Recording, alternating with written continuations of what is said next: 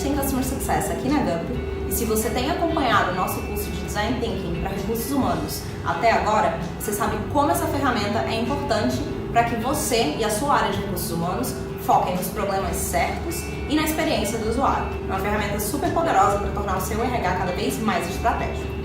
Hoje, a gente vai falar um pouco de alguns cases de empresas grandes que vêm usando essa metodologia para repensar a experiência do usuário, para repensar a estrutura das suas áreas de recursos humanos. E a gente vai fechar nosso curso com algumas dicas muito importantes para que você consiga, de fato, levar essa experiência, levar essa metodologia para o seu dia a dia de trabalho. Vamos lá começar com alguns cases?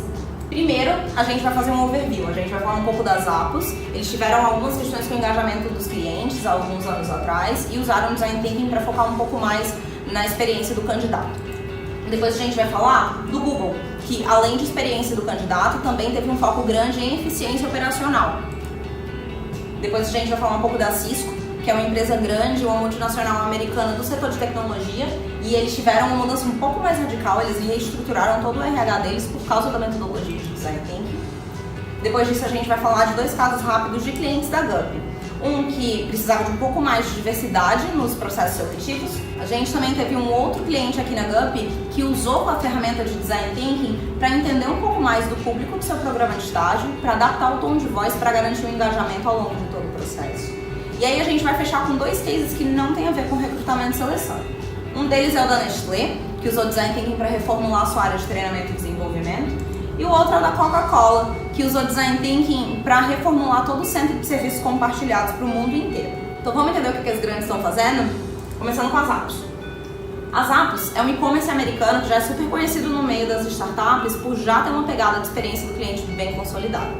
Todos os colaboradores que entram nas Zappos passam por um onboarding que inclui um tempo dentro da área de experiência do cliente, porque eles partem do pressuposto que se você for resolver problemas na área financeira ou na área de marketing ou mesmo com desenvolvimento, você tem que entender quais são as principais dores do cliente final para que você consiga resolver os problemas da melhor forma. A Zappos encontrou um problema em 2013, eles viram que eles tinham mais de 31 mil aplicações, mas eles só estavam admitindo mais ou menos 350 pessoas por ano. Isso queria dizer que ao longo do ano inteiro eles rejeitavam mais ou menos 98% das pessoas que se diziam interessadas em trabalhar lá.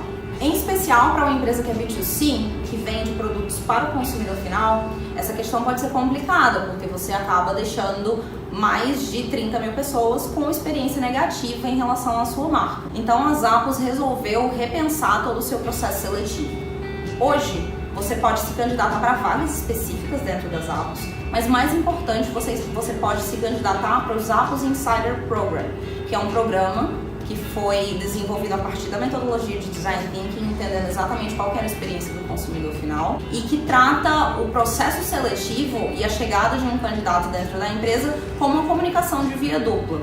As Zappos tentam entender quais que são os principais interesses e habilidades daquela pessoa que se diz interessada na marca, enquanto os candidatos são alimentados com conteúdo a respeito da cultura organizacional e sobre como quer trabalhar nas Zappos. Isso é basicamente inbound recruiting. A gente constrói uma pipeline e vai alimentando os candidatos com conteúdo até que eles estejam prontos para de fato entrar na nossa empresa. A gente sabe sobre o que eles se interessam e até que a gente tenha todas essas vagas. Podem ser vagas atuais ou vagas futuras. Atrelado a isso, o ganho operacional que o time de recrutamento e seleção das Zappos teve foi tão grande que hoje eles conseguem cumprir um SLA de dar uma resposta, seja positiva, seja negativa, em até 3 dias úteis para todo mundo que fez qualquer entrevista nas Zappos, seja uma entrevista presencial ou seja uma entrevista online.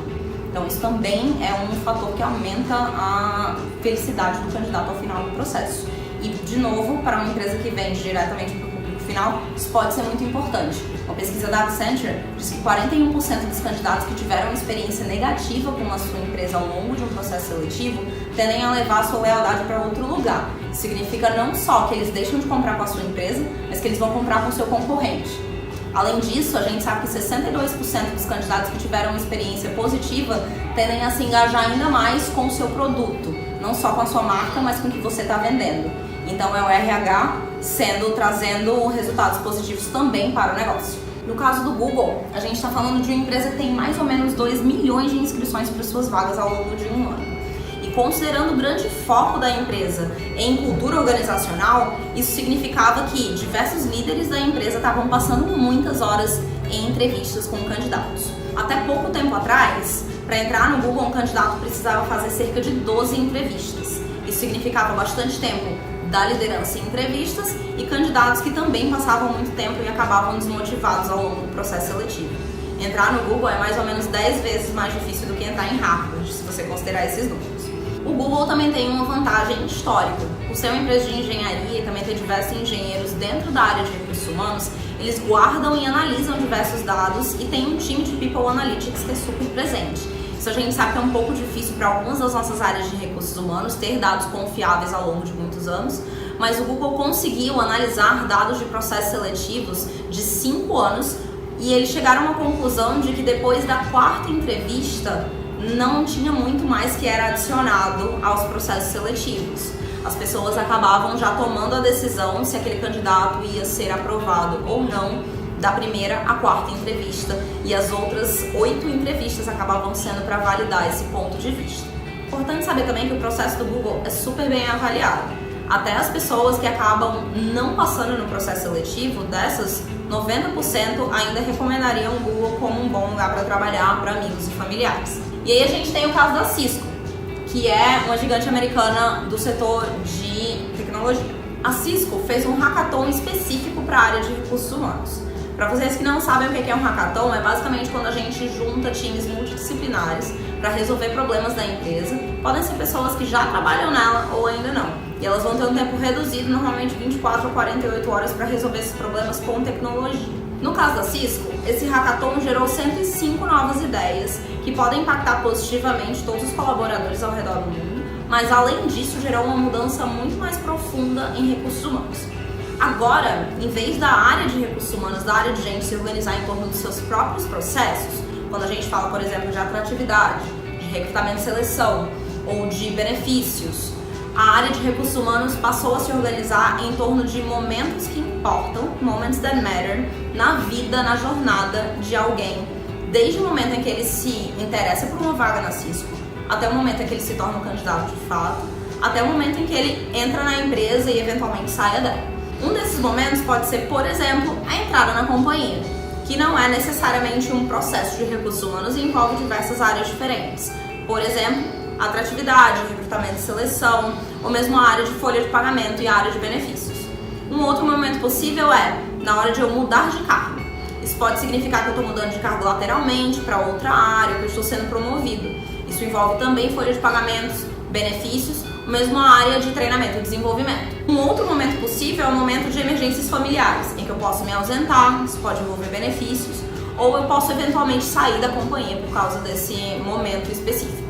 Então, hoje, a área de recursos humanos da Cisco está se organizando muito mais em forma de squads, em torno desses momentos que fazem sempre uma alusão à experiência do usuário final e não mais aos seus processos internos. Agora eu vou falar rapidinho de 2 clientes aqui da GUP que também usaram metodologia de Design Thinking para repensar seus processos de recrutamento e seleção. O primeiro deles é uma grande empresa de varejo. Essa empresa percebeu que eles gostariam de ter mais diversidade ao longo do processo seletivo, mas eles perceberam que quando eles chegavam na etapa de dinâmica, muitas mulheres não passavam para a próxima etapa. Analisando toda a jornada do cliente, analisando tanto a jornada do candidato quanto a jornada das pessoas internas, dos colaboradores da empresa, eles perceberam que eles acabavam colocando muito mais avaliadores homens no momento de dinâmica de grupo e por causa de viés inconscientes eles acabavam aprovando muito mais homens. Eles poderiam ter repensado toda a estratégia de branding, divulgação do processo seletivo deles e na verdade foi uma mudança super simples, eles só passaram a colocar mais mulheres avaliando a dinâmica de grupo e acabaram trazendo muito mais diversidade para esse programa de estágio. Um outro caso, também cliente aqui da GUP, é de uma gigante brasileira do setor de aviação. Estavam preparando o primeiro programa de estágio e eles entenderam a necessidade de conhecer muito bem o cliente final para adaptar o tom de voz e ter certeza de que o pessoal estava se engajando ao longo de todo o processo seletivo. A gente fez algumas dinâmicas, a gente fez uma imersão, fez algumas entrevistas com atuais estagiários para entender qual que era a melhor forma de se relacionar com esses candidatos para ter certeza de que a gente estava falando a língua deles na hora de se comunicar, mesmo que fosse por e-mail. Agora a gente vai falar de outras 2 empresas que também usaram a metodologia de Design Thinking, mas que não foram para a área de recrutamento e seleção. O caso da Nestlé, que entendendo que 75% da força de trabalho a partir de 2020 vai ser de millennials, sabendo também que essas pessoas aprendem de uma forma um pouco diferente, usou a metodologia e o foco no usuário final para entender qual que é a melhor forma de entregar uma área de treinamento e desenvolvimento que seja mais condizente com esse público que vai estar entrando na empresa a partir de agora. Depois disso, a gente também tem o caso da Coca-Cola, que acabou usando a metodologia de Design Thinking para a área que é um pouco mais burocrática, um pouco mais hard de RH. Eles reestruturaram com a ajuda de uma consultoria toda a parte de centro de serviços compartilhados para o mundo inteiro. Isso aumentou o engajamento e melhorou os processos dentro da empresa. E agora, para finalizar, eu separei 6 pontos que são super importantes para que você lembre, que você de fato consiga aplicar todas essas ferramentas que a gente trouxe ao longo dessas 3 aulas no seu dia a dia de trabalho. Primeiro deles, primeira dica valiosa é: tente solucionar um problema por vez. Sempre que a gente faz um mapeamento de jornada do usuário, a gente encontra diversos problemas. E a nossa primeira ânsia é de querer resolver absolutamente todos os problemas de uma única vez. Apesar disso, é importante que a gente foque em um único problema que tenha maior impacto tanto para o usuário quanto para a nossa empresa, para que a gente consiga agir com foco. A terceira dica é: estimule a empatia e o desconforto. Quando vocês estiverem conversando com esse pessoal aqui, é importante que essa escuta seja realmente ativa. Se vocês lembrarem lá da nossa primeira aula, a gente tende a buscar soluções que são lineares para os problemas. Então a gente encontra um problema e a gente já vai buscar uma solução de forma super rápida. É muito desconfortável se colocar na posição de que a gente não conhece qual que é a melhor solução para um problema que a gente tem.